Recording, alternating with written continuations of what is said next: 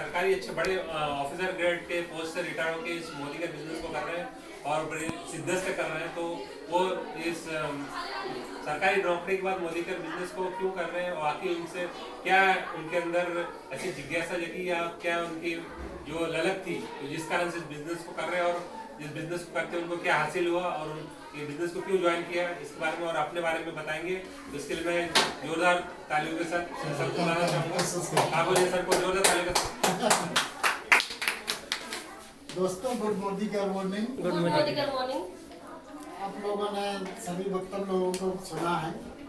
वैसे ये मोदी के अब तो अच्छा लगा है, जब तक नौकरी करते थे नौकरी के बाद ऐसा शुरू किया है तो अच्छा लगा। मैं भी इसमें इंटरेस्टेड लेने लगा हूँ कि चलो इसको करें, कैसे करें। थोड़ा बहुत सोचा है, लोगों को इन्वॉल्व करता हूँ, कैसे करता हूँ और मेरा दिमाग जहाँ तक चलता है मैं आपको बताता हूँ कैसे करना चाहिए। थोड़ी बहुत कुरीतियाँ होंगी इसमें तो उसको सुधारना। ये मोदी केयर कंपनी एक बहुत पुरानी कंपनी है।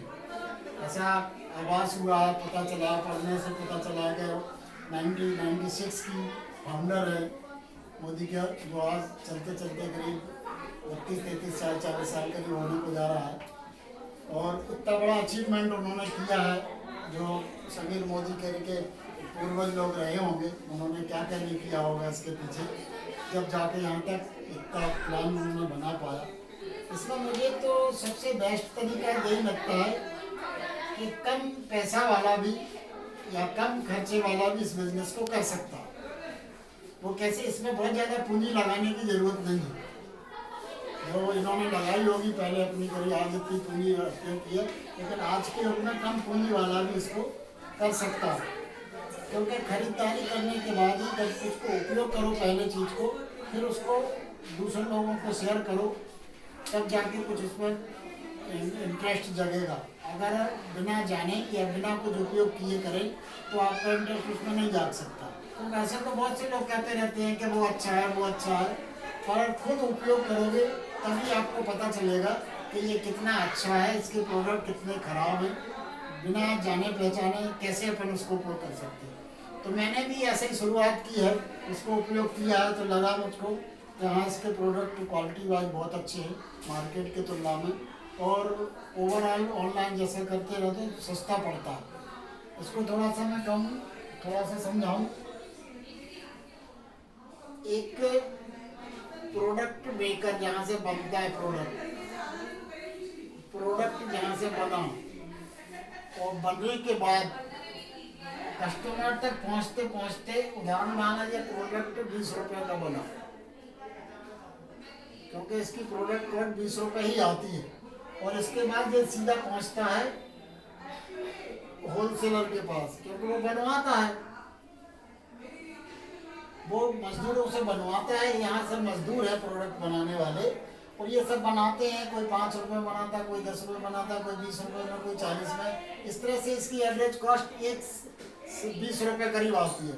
और वो जाके इकट्ठा होलसेलर के पास पहुँच गया और उसने अपने स्टॉक रूम में इकट्ठा किया, फिर होलसेल को दूसरे अपने स्टॉक में पहुँचा दिया, फिर वहाँ से होलसेलर को दिया, फिर सेलर को दिया। इस तरह से जाते जाते आपके पास मार्केट में आता है ये आपका 100 रुपये का पड़ जाता है। तो मैंने आप देखो 70 रुपये का 80 रुपये का डिफरेंस पड़ता है। तो 80 रुपया बीच के लोग इतने जितने लोग होते हैं, होलसेलर वाले भी होते हैं, स्टॉक सेलर भी होते हैं, दुकानदार भी होते हैं, और एडवर्टाइजमेंट वाले भी होते हैं, उन सब में 80 रुपये डिस्ट्रीब्यूट हो जाते हैं। तो ये बहुत बड़ा अमाउंट होता है 80 रुपये। प्रोडक्ट की कीमत उतनी ज़्यादा है नहीं, लेकिन ये बीच में जो इतने 5-7 लोग आते हैं, ये सब आपका पैसा पूरा खा जाते हैं। और फिर आपको कीमत तो उतनी ही मिलती है, 100 रुपये में जो लेना है सामान, तो आप चाहे दुकान से लो चाहे कहीं से लो उतनी ही मिलती है। पर मोदी केयर में ये थोड़ा सा डिफरेंट है। मोदी केयर क्या करता है, प्रोडक्ट तो उतनी में ही बनवाता है, 20 रुपये में ही बनता है, और आपको 100 रुपये में ही मिलता है। लेकिन ये बीच का जो 80 रुपये है ना, वो 80 रुपये आपको इन सबको डिस्ट्रीब्यूट हो जाता था, जो आपको प्रोडक्ट 50 रुपये में पड़ता है। बहुत बढ़िया।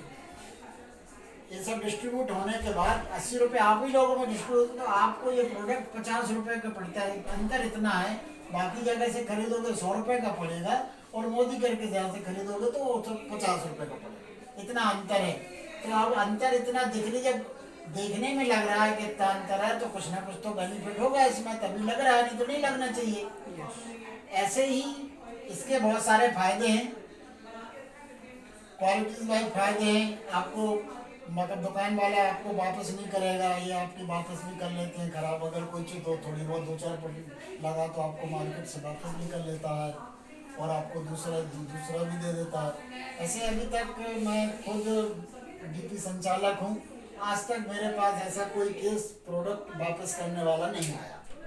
तो इससे मैं एहसास लगाता हूँ कि ऐसा इस प्रोडक्टों में ऐसी क्वालिटी है कि लोगों को सुंदर लगती है, इसीलिए वापस नहीं आते, बाकी जगह तो दे जाते हैं। तो इसको करिए, करने से इसके फायदे भी थोड़ा बता दूं मैं। इसमें सबसे पहला कुछ नहीं होता है, तो रजिस्ट्रेशन होता है जो आपका फ्री ऑफ कॉस्ट होता है, इसमें कोई पैसा नहीं लगता। दूसरा फायदा इसमें होता है कि जो उसकी एमआरपी होती है उसके 10 से 20% फायदा होता है ये एमआरपी का। तीसरा फायदा इसमें होता है ऑफर का होता है, कोई भी कंपनी ऑफर नहीं देती है पर मोदी का 10% का ऑफर देती है। चौथा फायदा आपका होता है लॉयल्टी सिस्टम है। लॉयल्टी सिस्टम कोई कंपनी नहीं करती, ना कोई दुकानदार करता। कोई दुकानदार आपको लॉयल्टी सिस्टम में नहीं देता, ना पेमेंट देता है। ये कंपनी लॉयल्टी देती है, जो लॉयल्टी चलाता है या कंटिन्यूस सामान 1 साल तक लेने पर ही लॉयल्टी का बेनिफिट मिलता है, उसके पहले उसका बेनिफिट नहीं मिलता। तो 1 साल तक तो इसको चलाना जरूरी है। जब 1 साल तक चलाएंगे तो इसको 3 बार आपका करीब 25% आपको लॉयल्टी का बेनिफिट मिलता। और एक कैशबैक भी आता है, आपके खाते में पैसा जाता है, जो भी सामान आपका खरीदते हो 5% से लेके अब 15 जो भी 12-15% तक जाता है, तब हम उसको औसत 10% ही मान लेते हैं और मेरे जाएगा 5 से 15 के बीच में 10 का ही आएगा। तो आपको जो टोटल फायदे होते हैं करीब 55% के फायदे होते हैं। यानी 100 रुपये की कीमत आपको इसीलिए 50 रुपये में पड़ रही है कि ये फायदे आपको मिलते तब जाके 50 रुपये की पड़ती है, अन्यथा आपको ये 100 रुपये की ही मिलेगी। तो इसको ज्वाइन करिए आप लोग और इसको करिए, फायदा मिलेगा और आगे भी इसको। सर हेडपम्प आपकी भाषा में कैसा एग्जाम्पल दोगे? वो थोड़ा आपकी भाषा में क्या ओपिनियन निकल के आते हुए, इसलिए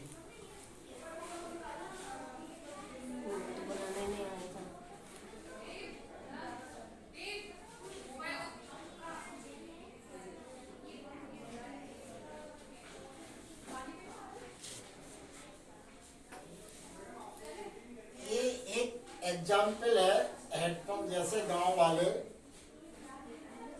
घर में पानी भरते हो या खेतों में सींचते हो हैंडपंप से, इस पानी निकलने का मतलब है कि अगर हैंडपंप अपन चलाएंगे तभी पानी निकलेगा।